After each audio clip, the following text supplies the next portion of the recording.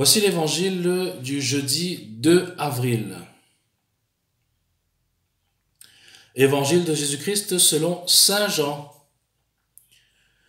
Jésus disait aux Juifs, « Amen, amen, je vous le dis, si quelqu'un garde ma parole, jamais il ne verra la mort. »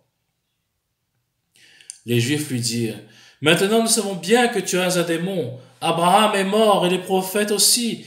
Et toi tu dis, si quelqu'un garde ma parole, il ne connaîtra jamais la mort. Es-tu donc plus grand que notre père Abraham? Il est mort et les prophètes aussi sont morts. Pour qui te prends-tu? » Jésus répondit, « Si je me glorifie moi-même, ma gloire n'est rien. C'est mon Père qui me glorifie. Lui dont vous dites, il est notre Dieu, alors que vous ne le connaissez pas. Moi, je le connais. Et si je dis que je ne le connais pas, je serai comme vous, un menteur. Mais je le connais. Et sa parole, je la garde. Abraham, votre père, a exulté, sachant qu'il verrait mon jour. Il l'a vu, et il s'est réjoui. Les Juifs lui dirent alors, « Toi qui n'as pas encore 50 ans, tu as vu Abraham ?»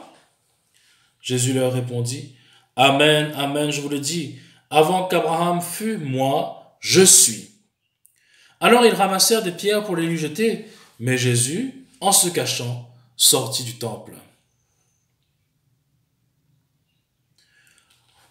Nous avançons un peu plus dans la profondeur de l'enseignement du Christ. Si quelqu'un garde ma parole, jamais il ne verra la mort. On a toujours voulu ne pas mourir. Et quand j'étais jeune, il y avait une série télévisée qui parlait d'immortels, même des films qui parlaient d'immortels, parce que nous ne voulons pas mourir. Et Jésus nous dit, si quelqu'un garde ma parole, il ne mourra jamais. Sauf qu'évidemment, nous faisons l'expérience tous les jours, il y a des décès.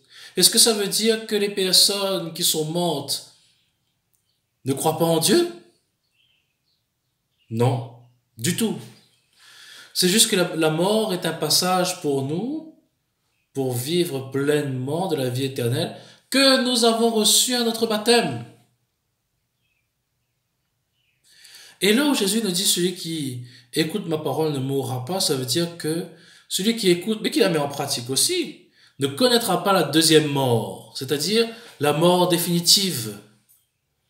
Là où dans Matthieu 25, on nous dit, ceux qui sont du côté gauche iront à la damnation éternelle. Ne risquons pas d'aller en enfer.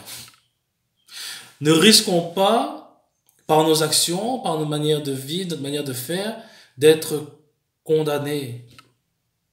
Laissons-nous toucher, réconcilier, laissons-nous transformer par la parole de Dieu, pour que nous puissions vivre pleinement et éternellement de la vie que Dieu nous donne, de la vie que Dieu nous partage, et qu'il nous rend encore au centuple depuis notre baptême, puisqu'il nous partage la vie éternelle.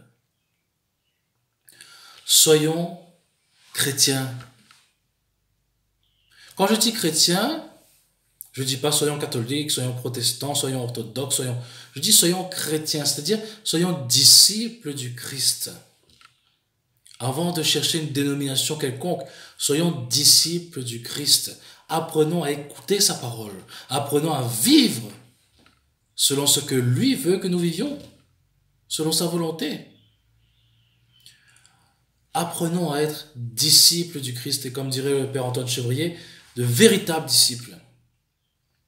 Alors demandons cette grâce au Seigneur pour chacun de nous et apprenons à marcher avec lui, à nous laisser transformer par sa parole pour que nous puissions vivre pleinement notre vie de chrétien.